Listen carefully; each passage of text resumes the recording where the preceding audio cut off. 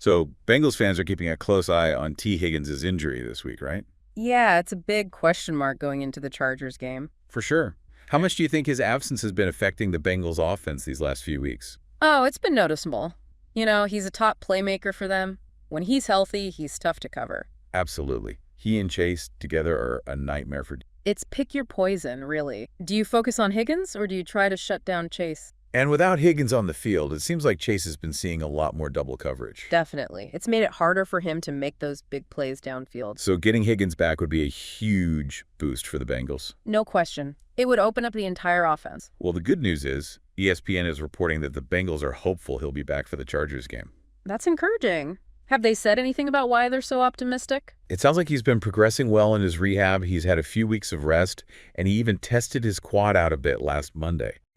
Interesting. So it sounds like they're being cautious, but they don't see this as a long-term issue. Exactly. They're just making sure he's fully recovered before putting him back on the field. This week will be a big test for him, though, seeing how he responds to game speed and intensity. And it's a Sunday night game, so he'll have that extra day of rest and prep, which would make a difference. And this game is huge for the Bengals' playoff hopes. Absolutely. They need every win they can get at this point in the season. A win against the Chargers would be a huge boost. No doubt. Especially with a tough schedule coming up. So if Higgins is back in the lineup, it could be a real game changer. It would make them a much tougher team to beat. All right, so let's talk a little bit about the Chargers' defense. How do you think they'll approach trying to contain Higgins if he does play? Well, they have a really talented secondary led by Derwin James Jr.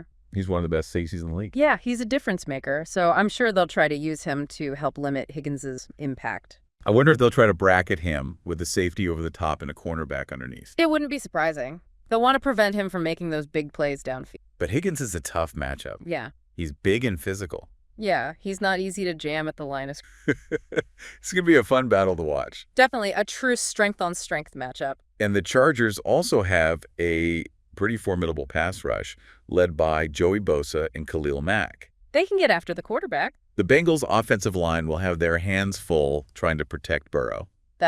It'll be a key battle to watch. So we've got a potential shootout on our hands with the Bengals' high-powered offense going up against the Chargers' stingy defense. I think it has all the makings of a classic matchup. All right, so let's break down how the Bengals might utilize Higgins in their offensive game plan if he is active. I imagine they'll try to get him involved early, just to test things out, see how he's moving. Maybe some quick slant routes or screens to get the ball in his hands quickly. And I'm sure they'll try to target him in the red zone as well. He's a nightmare for defenders down. He's got that size and leaping ability that makes him so dangerous in those situations. Absolutely. Throw it up and let him go get it.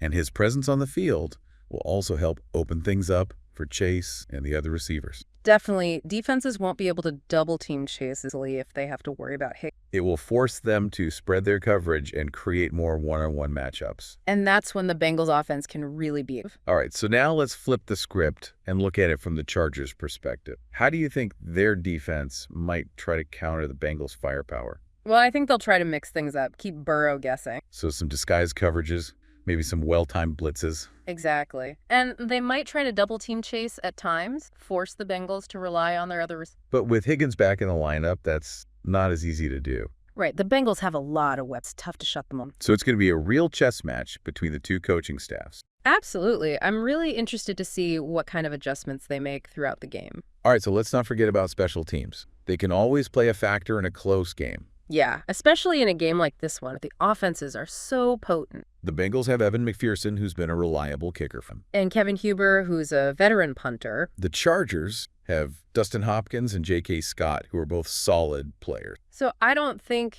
either team has a clear advantage. So we've covered a lot of ground here, but let's bring it back to the big question marks surrounding this. T. Higgins' health. His status is still up in the air. We probably won't know for sure until game time. Fingers crossed he can suit up. It would be great to see him back on the field. It would definitely make for a more exciting and unpredictable game. So final thoughts on this matchup. What are you expecting to see? I think it's going to be a close one. Both teams are really talented and well coached. Yeah, I agree. Could go either way. It wouldn't surprise me if it went down to the wire. I think that's a safe bet. Definitely. This is one you won't want to miss. All right, so we'll be back after the game to break down all the action and discuss the implications. Sounds good. Looking forward to it. Me too. Until then, keep an eye on T. Higgins' status and get ready for some great football. It's going to be a fun one. I'm already excited. It's a battle between two of the best in the AFC. The stakes are high. Absolutely. Every game matters at this. Well said.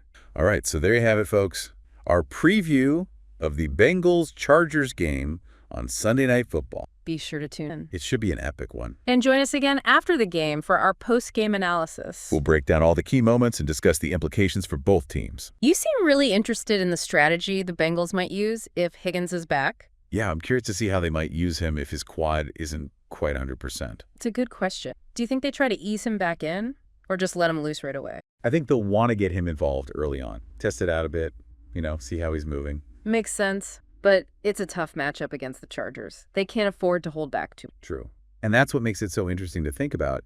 Even if he plays, he might not be fully explosive. Yeah, that's a concern. That deep threat might not be quite there yet. Which is where the connection with Burrow becomes even more important. Absolutely. Burrow will need to trust that Higgins will be in the right spot, even if he's not at full. Exactly. They'll have to be on the same page with their timing. But it's not all on Higgins, of course. The other receivers will need to step up, too. Definitely Tyler Boyd especially. He's a reliable target. And let's not forget about the running game. How much do you think they'll lean on Mick? I think they'll try to establish the run early on. Smart move. It could set up the play-action pass later in the game. Right. Keep the Chargers defense guessing. Because even without Higgins at full strength, the Bengals have a lot of offensive weapons. Absolutely. It's a matchup of strengths here. The Bengals offense against the Chargers defense. Speaking of the Chargers defense, what stands out to you the most about that unit? They have a really talented secondary. Derwin James Jr. is a game changer back there. He really is. He can do it all.